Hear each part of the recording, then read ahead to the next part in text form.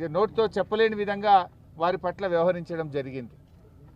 మంత్రి గారి దగ్గరికి వెళ్ళి మహిళా కౌన్సిలర్లు మీ సమక్షంలో ఈ రకంగా జరగొచ్చునా, మీరు ఏం చేస్తున్నారు, మీరు ఒక మంత్రిగా ఉండి మా పైన మీ కాంగ్రెస్ పార్టీ కౌన్సిలర్లు వచ్చి మా పైన చేయి చేసుకుంటున్నారు, మా పైన దాడి చేస్తున్నారు, మా పైన అమానుషంగా వ్యవహరిస్తున్నారంటే కూడా మంత్రి గారు పట్టించుకోరు, అక్కడ ఉన్న అధికారులు పట్టించుకోరు.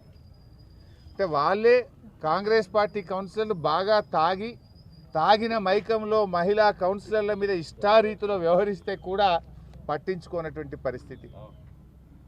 కావాలని అలర్ట్ చేసి కౌన్సిల్ సమావేశాన్ని వాయిదా వేసి ప్రజాస్వామ్యంలో ప్రజల తీర్పును కాలరాసే విధంగా కాంగ్రెస్ పార్టీ వ్యవహరించింది.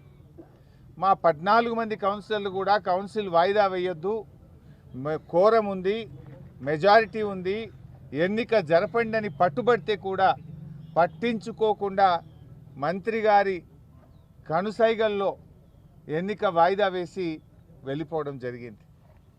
ఈరోజు జరిగిన సంఘటన ఏంది? యాక్చువల్గా ఆ రోజు మా కోవలక్ష్మక్క కూడా ఈ ఎన్నికలకు ఇన్ఛార్జిగా ఉన్నారు.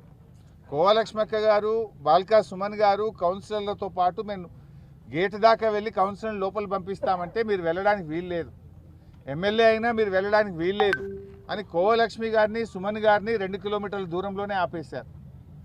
అదే సమయంలో మంత్రి గారి కాన్వాయ్ అక్కడికి వచ్చి పెద్ద ఎత్తున కాంగ్రెస్ నాయకులు, కార్యకర్తలు అందరూ కలిసి ఒక కాన్వాయ్ని లోపలికి పంపిస్తూ ఉన్నారు.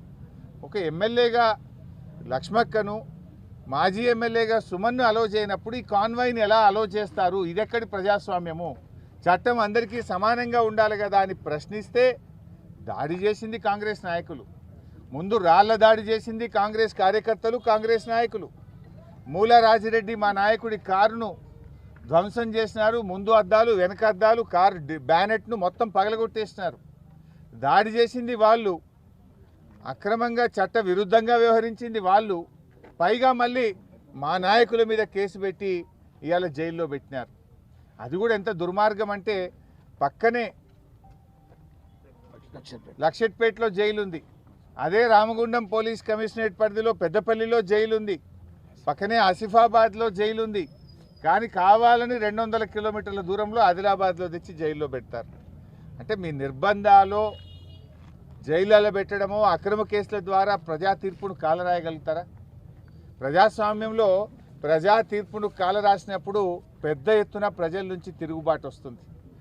ఇవాళ ఈ రాష్ట్రానికి ఇన్ఛార్జిగా ఉన్న మీనాక్షి నటరాజన్ గారు, ఆమె గాంధేయవాదిగా చెరకదిప్పుతూ నూలు వడుకుతున్నట్టుగా వారు గాంధేయవాదిగా మరి చెప్పుకుంటూ ఉంటారు. నేను అడుగుతా ఉన్నా, మీ రాష్ట్ర ఇన్ఛార్జిగా ఉన్న మీరు ఏమైంది మీ గాంధేయవాదం అని చెప్పి నేను వారిని అడుగుతా ఉన్నా. రాహుల్ గాంధీ గారు దేశంలో ఎక్కడ పోయినా రాజ్యాంగం చేతిలో పట్టుకొని తిరుగుతుంటాడు. ఏం రాహుల్ గాంధీ గారు, మీ రాజ్యాంగం ఏమైంది?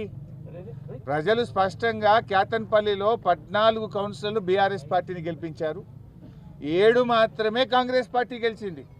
మరి మీ రాజ్యాంగం ఏమైంది? ఈ రాష్ట్రంలో పట్టపగలు రాజ్యాంగం కూని అవుతా ఉంటే రాహుల్ గాంధీ గారు ఎందుకు స్పందించరు? చెరకదిప్పుతున్న ఈ రాష్ట్ర ఇన్ఛార్జ్ మీనాక్షి నటరాజన్ గారు ఎందుకు స్పందించరు? ఓటరు తీర్పును కాదని పోలీస్ లాఠీని నమ్ముకొని ఇలా రాజకీయం నడుపుతూ ఉన్నారు. మంత్రి వివేక్ గారు, మీ ప్రజలు మీ ఓటర్లు తీర్పిచ్చారు, దాన్ని మీరు శిరసావహించాలి. ప్రజా తీర్పును కాలరాసే విధంగా పోలీస్ లాఠీని అడ్డం పెట్టుకొని ఈ రాజకీయం చేయడం ఏంది? ఈ ఎన్నికల ప్రక్రియ జరపడం ఏంది అని చెప్పి నేను ఈరోజు వారిని ప్రశ్నిస్తూ ఉన్నా. అసలు ఎంతమంది పోలీసులు? వేలాది మంది పోలీసులు. జనరల్గా పోలీస్ కవాతు దేనికోసం నిర్వహిస్తూ ఉంటారు? పోలీస్ కవాత్ అనేటువంటిది ప్రజలకు రక్షణ కల్పించడానికి, ప్రజల్లో విశ్వాసాన్ని పెంపొందించడానికి పోలీస్ కవాత్ నిర్వహిస్తూ ఉంటారు. మొన్న జనగాంలో కానీ, ఇబ్రాహీంపట్నంలో కానీ, ఆమన్గల్లో కానీ, తొర్రూరులో కానీ, కేతన్పల్లిలో కానీ పోలీస్ కవాతు బీఆర్ఎస్ పార్టీ కౌన్సిలర్లను బెదిరించడానికి, బీఆర్ఎస్ పార్టీ నాయకులను భయభ్రాంతులకు గురి చేయడానికి మీరు ఈరోజు పోలీస్ కవాతు నిర్వహిస్తూ ఉన్నారు.